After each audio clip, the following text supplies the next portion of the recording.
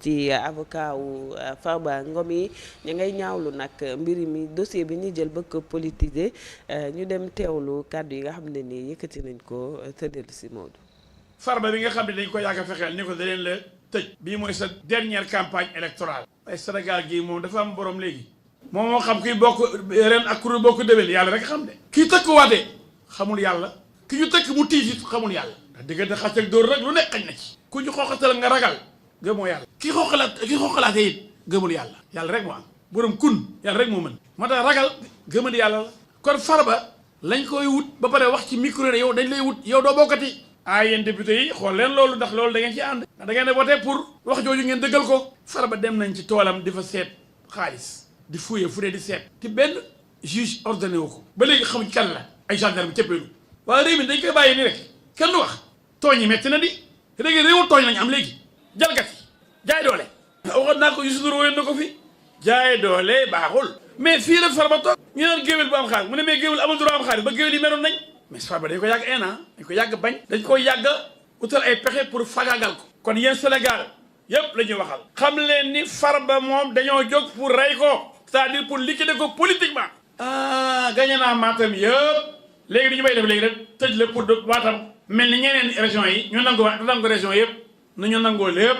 la région de Matam a résisté. grâce à Farba. duma Pastef duma yoo xam ne kawaase ñafal. duma yoo xam ne ba léegi seen làmmiñ wu rëy woo ñu yore woon. di tëli gars yi di daw di wutali. Matam taxaw di tël résisté. yow Farba yow yaa chef Matam. yaa moom Matam yaa gagné Matam danañ la def loo xam ne ñoo yore réew mi. loolu nag ñu ngi xool ba xam ndax assemblée da ci ànd. waaw wala déet.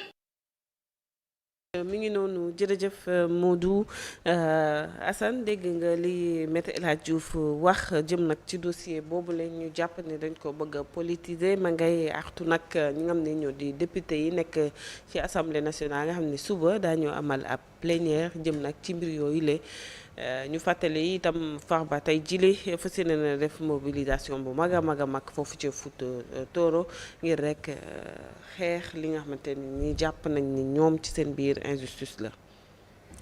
waaw Maître El Hadji Diouf di li mu def am na solo ndax bu fekkee dañ laa jël fay la ni la kaay doon sama avocat am nga droit ñëw def conférence de presse wax li nga xamante ni jàpp nga ni loolu ay li gën. bu ko defee affaire yi loo man ci politique ko rek nga daal di koy politiquer te it loo man ci diabolisation rek nga def ko te it loo man ci layoo nga daal di koy def loolu lépp day baax ci projet kon li mu def nii lu mu war a def la ñu ngi ko wax ni ko daal mi ngi noonu ndax wax dëgg yàlla wax na lu bari doonte duggugut ci mbir mi ndax mbir mi amaguñ ci lu ñu leer xamaguñ liñ koy toppee gisaguñu dara loo xamante ni mën nañ koo liir ni lii Farba ko def wala lii la ñuy layoo wala mbalaanum kiir laay lañ wax la ñuy dindi nee na it bu leen ko wote yéen député yi bañ leen bu leen dindi mbalaanum kiir laayam léegi nag danañ ko dindi ak duñ ko dindi xañ na suba incha allahu rabbi dana leer beneen bi it noonu nga wax ni meeting buy am foofa sa añam Farba ma nga foofa am mi ngi fii loolu nag moom wax dëgg yàlla waaw bu fekkee ni mi ngi fii de moom ñu defee woon ko Dakar moom moo doon gën mais nag bu dee ma nga foofa ñu defee ko noona mu ñëw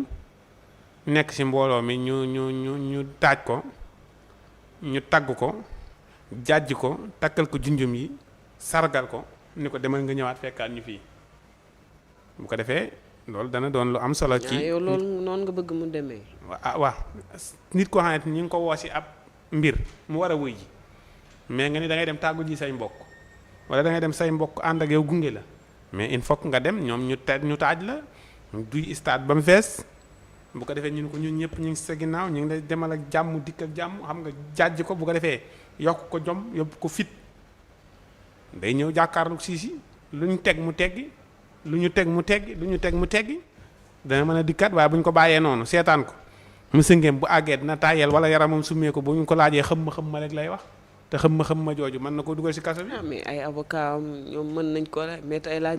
avocat yi kay moom wax dëgg yàlla jëruñoo mu leen di bàyyi xel. avocat yoo xamante ni dégluwoo maître lu mu avocat bi naan moom mooy waxoon lii dañ ko bëgg a tëj dañ ko bëgg a sànk dañ ko bëgg a liquider avocat bee naan nee na Sonko moom moo dem ba Fuuta. waaw wax ko nee na mu mel ni moom moo xam lépp. dama ni waaw avocat baa ngi naan dañ ko bëgg a tëj dañ ko bëgg a liquider dañ koy jaay doole avocat bee di maître Doudou Ndoye ma ngay dóore ay mbagg naan ko jógal abal ma sori fi noppi sa yoon nekkatu ci sama yëf la saal bi dañ koy génn seen kër avocat bee nga sa des mi ngi naan bu ñu toppee tànk bii ñun ñëppay dem ñu bëri nañ dem ci kaso bi loolu kay moom ñooñu avocat jurutu sukkandiku na ko ay mbokkam dooleel daal jàppale ko moom may ko fitu boppam nga xam ne du sukkandiku ci avocat yi fi boppam la yor dem luñ ko laaj mu indi ci ay preuve bu noppee ñibbi waat këram joxe élage joxal élage jërëjëf alaaji noo jàngatee kàddu yu maître yëkkati ñoom nag dañoo ñëw dolli siku ci ñi naral layal Farba mu